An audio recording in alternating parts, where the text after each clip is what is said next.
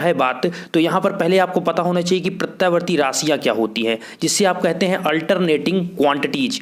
तो दोस्त कहते हैं कि वह राशियाँ जो अपनी डायरेक्शन तथा मैग्नीट्यूड एक निश्चित समय क्रम में बदलती हुई फ्लो या प्रवाहित होती हैं, उन्हें आप अल्टरनेटिंग क्वांटिटी कहते हैं। देखिए, अल्टरनेटिंग का मतलब प्रत्यावर्ती, मतलब बदलती रहती है। तो इनका कहने का मतलब है, आप ऐसे समझ सकते हैं, वह राशियाँ या वह क्वांटिटीज जो अपनी डायरेक्शन और मैग्नीट्यूड अर्थात अपना दिशा और अपनी परिमाण एक निश्चित समय के बाद बदलती रहती है। जैसा कि आपको दोस्त पता है कि आपकी जो एसी करंट होती है, इस प्रकार आपका एसी वोल्टेज हो या करंट हो, इस प्रकार आपका करता है। तो क्या होता है, यहाँ पर कभी जीरो होता है, कभी आपका यहाँ पर मैक्सिमम होता है, कुछ समय बाद जब पाई पे पहुँचता है, यहाँ पर पाई होता है, ये 2 पाई होता है, जब यहाँ पहुँचता है तो मिनिमम हो जाता है, फिर यहाँ पर क्या होता है मैक्सिमम, फिर यहाँ पर मिनिमम। तो इसी प्रकार क्या हो रहा है, ये आपका बदल रहा है और इसकी डायरेक्शन भी बदलती रहती है। तो यहाँ पर डायरेक्शन और मैग्नीट्यूड एक निश्चित क्रम में क्या होता है, बदलता रहता है। इसके कारण क्या होता है, ये आपकी राशि प्रत्यावर्ती राशि कहलाती है,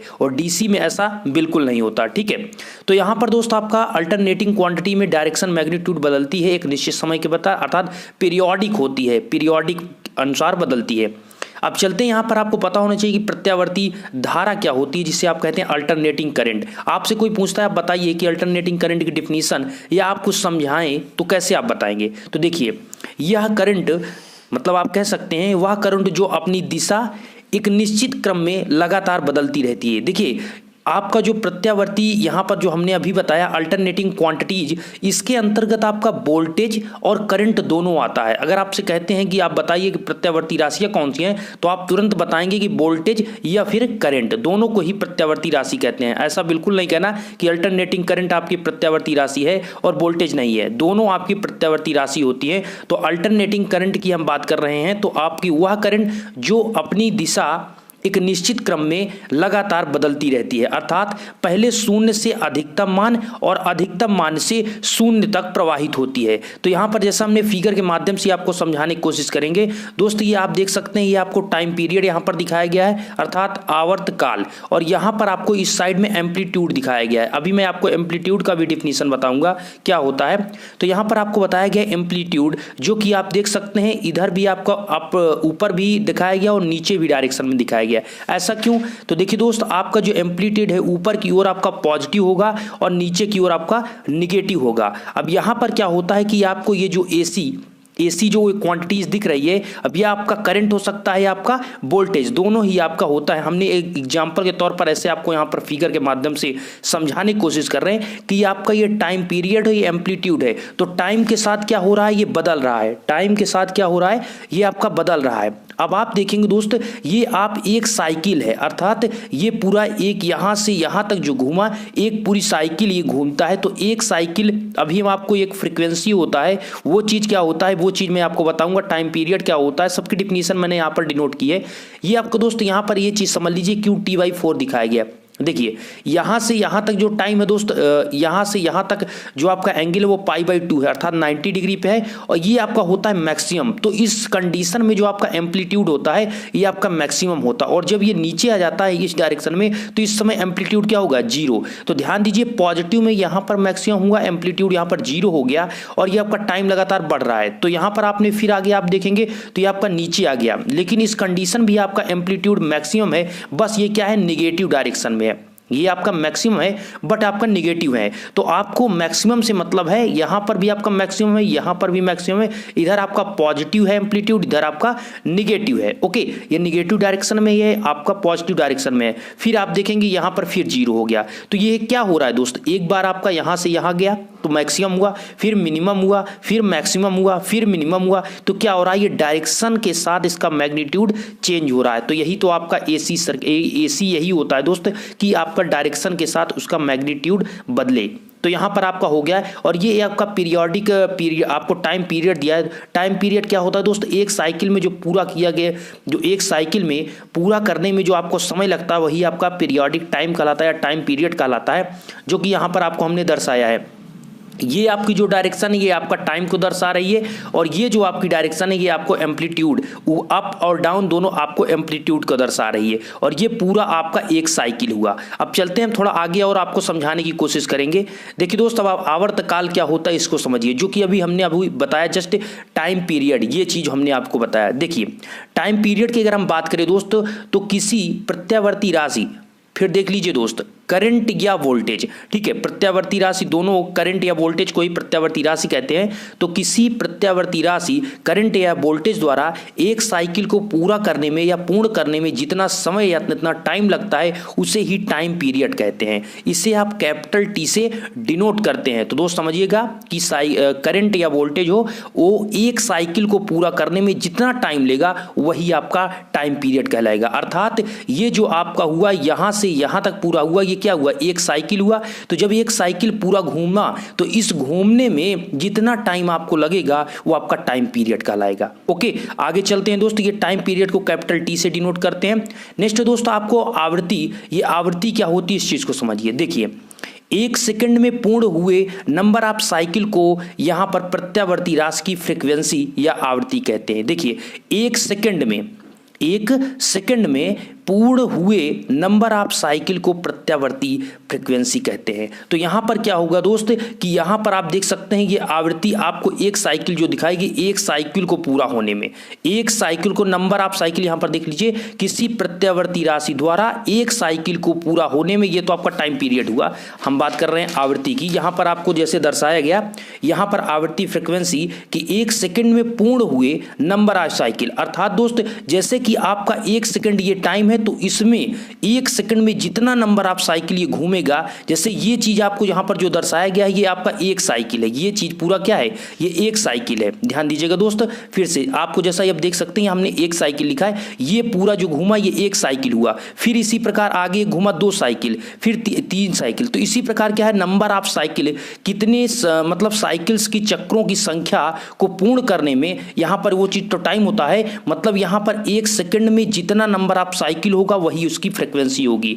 और फ्रीक्वेंसी को कैपिटल स्मॉल एफ से डिनोट करते हैं, अर्थात T = 1/f होता है। और आपको पता होना चाहिए जो आपकी फ्रीक्वेंसी होती है वो टाइम पीरियड अर्थात आवर्तकाल की क्या होती है, ये विपरीत अर्थात व्युत्क्रमानुपाती कह सकते हैं, ये दोनों एक दूसरे के अपोजिट होते हैं। तो आपका आवर्तकाल = 1 आवृत्ति होता है, T = 1/f। एक और आपका फार्मूला होता है दोस्त, कुछ इंपॉर्टेंट फार्मूले भी आप देख लीजिए यहां पर। देखिए एक होता है T = 1/f, तो आपका होता ही है। और दोस्त आपको पता होना चाहिए F = आपका होता है ω/2π। F = क्या होता है, ω/2π। तो ω आप क्या लिख सकते हैं, 2πf। तो दो फार्मूले आपको याद होने चाहिए, एक तो आपका सिंपल है दोस्त T = 1/f, दूसरा है आपका ω = 2πf। एक और आपका यहाँ पर फार्मूला है दोस्त F = Pn/120। P यहाँ पर पोलो की संख्या है, N आपका वहां पर क्या हो गया, यहाँ पर आपका N।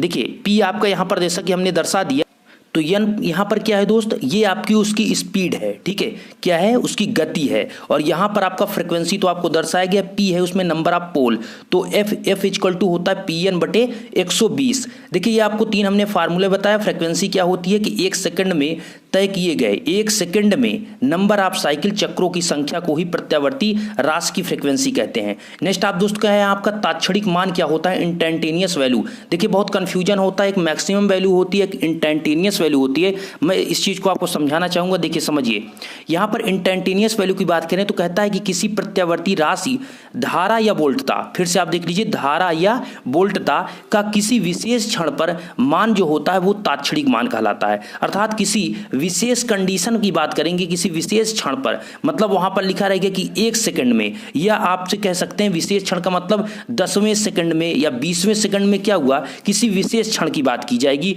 तब के लिए होता है। तो सिंपल सा दोस्त है कि किसी प्रत्यावर्ती राशि धारा या वोल्टता का किसी विशेष क्षण पर जो मान प्राप्त होता है वो आपका तात्क्षणिक मान कहलाता है। और इस हम आपको फार्मूले के माध्यम से समझाने की कोशिश करेंगे। फार्मूला हो जैसे कि ईएमएफ का दोस्त होता है E = EM sin θ, या आप कह सकते हैं sin ωt, चूंकि थीटा = क्या होता है, थीटा = आपका ωt भी होता है। तो सिंपली यहां पर आपका हो गया E = E मैक्सिमम sin θ। तो दोस्त यहां पर जो E आपको स्मॉल e दिख रहा है वो आपका इंस्टेंटेनियस इंस्टेंटेनियस ईएमएफ की वैल्यू है। किसकी? ईएमएफ, इलेक्ट्रोमोटिव फोर्स जो आपका होता है ईएमएफ, इंस्टेंटेनियस ईएमएफ की वैल्यू है। और ये ईएम आपको कैपिटल ईएम दिख रहा है, ये आपका ईएमएफ का मैक्सिमम वैल्यू है। तो अगर आपसे कोई पूछता है कि आपका इंस्टेंटेनियस ईएमएफ और आप बताइए मैक्सिमम ईएमएफ में क्या संबंध है, तो E equal to EM sine theta होता है। क्या होता है? E equal to EM sine theta या साइन ओमेगा टी। ठीक है, दोनों चीज, थीटा की जगह पर आप ओमेगा टी रख सकते हैं। या दोस्त इसी की तरह आप एक फार्मूला और लिख सकते हैं, आई इक्वल टू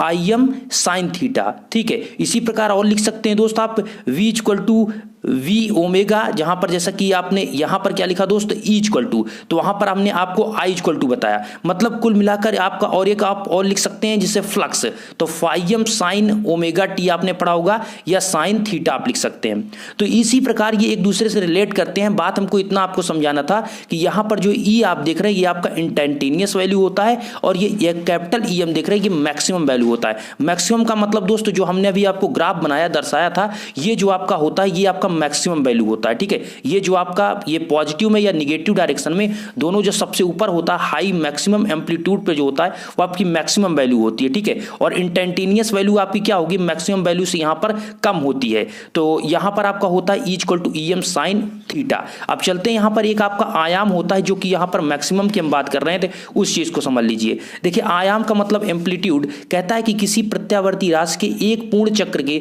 धनात्मक अथवा ऋणात्मक के मैक्सिमम वैल्यू को उसका एम्पलीट्यूड कहते हैं। जो कि हमने अभी आपको समझाया था यहां पर कि किसी प्रत्यावर्ती राशि मतलब किसी एसी जो आपको दिया गया है कि एक पूर्ण चक्र कि धनात्मक अथवा ऋणात्मक, दोस्त जैसे कि हमने इस फिगर में आपको बताया, एक पूर्ण चक्र का मतलब जैसे आपका ये है एक पूर्ण चक्र हुआ, इसके आपका ये जो ऊपर वाला पार्ट है ये क्या है, पॉजिटिव, इसके मैक्सिमम या फिर इसके निगेटिव की डायरेक्शन में मैक्सिमम, इन दोनों को मैक्सिमम धनात्मक या ऋणात्मक जो मान होता है वो आपका क्या कहलाता है, वही एम्पलीट्यूड कहलाता है। जैसा आप देख सकते हैं किसी प्रत्यावर्ती राशि के एक पूर्ण चक्र के धनात्मक अथवा ऋणात्मक के मैक्सिमम मान को उसका एम्पलीट्यूड कहते हैं। ओके, तो आपको ऐसा नहीं देखना कि वो धनात्मक है ऋणात्मक है, मैक्सिमम होना चाहिए तो आपका एम्पलीट्यूड कहलाता है। आपका एम्पलीट्यूड आपसे कोई पूछता है कि वो धनात्मक होता है या ऋणात्मक, तो आप क्या कहेंगे, वो दोनों होता है, अर्थात धनात्मक भी होता है ऋणात्मक होता है। वो आपका ऊपर की डायरेक्शन में आपका धनात्मक, नीचे की डायरेक्शन में जाएंगे